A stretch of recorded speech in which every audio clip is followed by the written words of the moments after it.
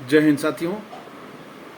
आज हम आज़ादी के 75 साल मना रहे हैं, जहां इस बात की खुशी है कि और गर्व है इस बात पर, वहीं इस बात का दुख भी है कि आज हमारा देश अभी भी विकासशील देशों की गिनती में आता है। आपने जापान के बारे में सुना होगा। 1945 में दूसरे विश्व युद्ध में जापान पूरी तरीके से बर्बाद हो गया था, लेकिन आज देखिए वो अमेरिका जैसे विकसित देश की श्रृंखला में खड़ा होता है। वहाँ के बच्चे इस बात पे रिसर्च कर रहे होते हैं कि गाड़ियाँ पानी से कैसे चलेंगी। ऐसा क्यों हुआ, हमारा देश इतना पीछे क्यों रह गया? उसका बहुत बड़ा कारण ये है कि उन्होंने शिक्षा पे बहुत काम किया। आज जापान में वहाँ के जो काम करने वाली जनता है, उसमें 96% लोग कौशल प्रशिक्षण प्राप्त होते हैं। सबके पास सर्टिफिकेट होता है। और वहीं अगर अपने देश की बात करेंगे तो यहाँ पे 100 में से सिर्फ 6 लोगों के पास ही सर्टिफिकेट होता है। ये क्यों हुआ? ये इसलिए हुआ क्योंकि हमने कभी भी अपनी शिक्षा पे ध्यान दिया ही नहीं। वो इसलिए नहीं हुआ क्योंकि यहाँ की जो हमारी पार्टियाँ रहीं, कभी भी उन्होंने शिक्षा को चुनाव का मुद्दा बनाया ही नहीं। हमेशा धर्म और जातीय के मुद्दे पे लोगों को बांटते रहे और चुनाव लड़ते रहे और सरकारें बना करके अपने फ़ायदे उठाते रहे।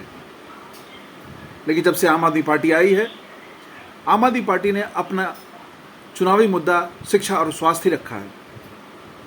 उसी का नतीजा है कि आज हम दिल्ली में इतना बेहतरीन काम शिक्षा में कर पाए कि दुनिया में उसकी चर्चा हो रही है। अमेरिका जैसे विकसित देश के राष्ट्रपति और उनके परिवार हमारे दिल्ली के स्कूल को देखने आते हैं।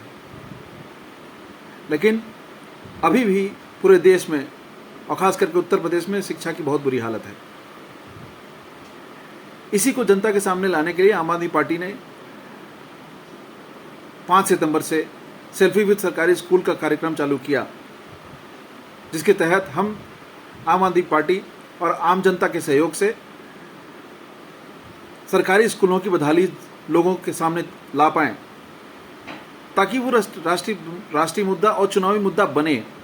और आज हम इस बात का गर्व करते हैं कि आम आदमी पार्टी ने इतनी हलचल पैदा कर दी है पूरे देश में कि बीजेपी और तमाम दूसरी पार्टियों की सरकारें शिक्षा को एक बड़ा मुद्दा मानती हैं और एक राष्ट्रीय मुद्दा ये बन चुका है। इतनी बदहाल हालत है शिक्षा की उत्तर प्रदेश में। आप स्कूलों में जाएं और देखें, आम आदमी पार्टी लगातार 5 सितंबर से ये अभियान चला रही है। हर दिन ऐसी बदहाल तस्वीरें सामने आ रही हैं कि देख के तरस आता है। हम अपने बच्चों के साथ क्या कर रहे हैं? अपने जो हमारा भविष्य है, ये सरकारें क्या कर रही हैं? इतना पैसा आता है, इतना टैक्स आता है, और अगर आप देखें तो स्कूलों में बच्चों को इंफ्रास्ट्रक्चर तो छोड़ दीजिए, बिल्डिंग तो छोड़ दीजिए, पढ़ने के लिए किताबें नहीं हैं, बैठने के लिए स्टूल और चेयर नहीं है, टेबल नहीं है। हमने मिर्ज़ापुर में इस मुद्दे को उठाया था। पिछले महीने 22 अगस्त को आम आदमी पार्टी की मिर्ज़ापुर इकाई ने वहाँ के बीएसए को ये ज्ञापन दिया था कि सरकारी स्कूलों में अभी तक किताबें नहीं पहुँची हैं, बच्चों को किताबें नहीं मिली है। सोचिए, अप्रैल से क्लास सत्र शुरू होता है और अभी तक बच्चों को किताबें नहीं मिली हैं। हमने 1 हफ्ते का टाइम भी दिया उनको कि आप किताबें मंगा करके यथाशीघ्र उनको बच्चों को वितरित करें और जो है ताकि पढ़ाई सुचारू हो सके।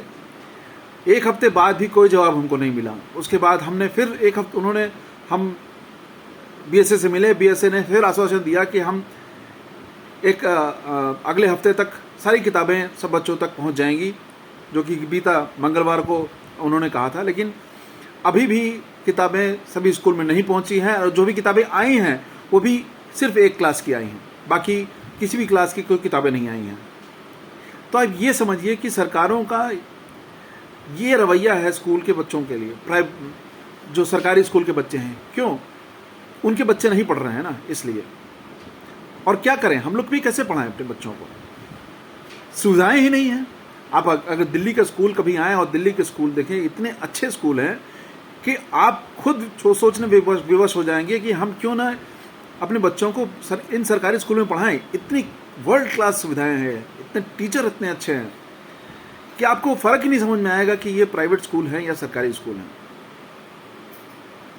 तो सबसे निवेदन है कि आम आदमी पार्टी के सभी साथियों से और जनता से कि जब तक हम शिक्षा को एक बड़ा मुद्दा नहीं बनाएंगे, इस पे हम डिबेट नहीं करेंगे, और आम आदमी पार्टी इस काम को कर रही है, इस मुद्दे को राष्ट्रीय मुद्दा बनाने का प्रयास कर रही है, उसका साथ हम नहीं देंगे, तब तक देश का विकास नहीं हो सकता है और बच्चों का विकास नहीं हो सकता है। तो आप सबसे निवेदन है कि आप लोग जहाँ भी जैसे भी, चाहे वो स्कूलों में जाएं, अभी वो कार्यक्रम चल रहा है, आप अपने आसपास के स्कूलों में जाएं और वहाँ की बदहाल तस्वीरें लोगों तक सामने लाएं। और हमारी आम आदमी पार्टी मिर्ज़ापुर की इकाई से ये निवेदन है कि बीएससी पे प्रेशर बनाएं ताकि स्कूलों में बच्चों को किताबें पूरी मिल सकें, क्योंकि अभी भी किताबें नहीं मिली हैं। इसी के साथ मैं अपनी बात ख़त्म करता हूँ। जय हिंद।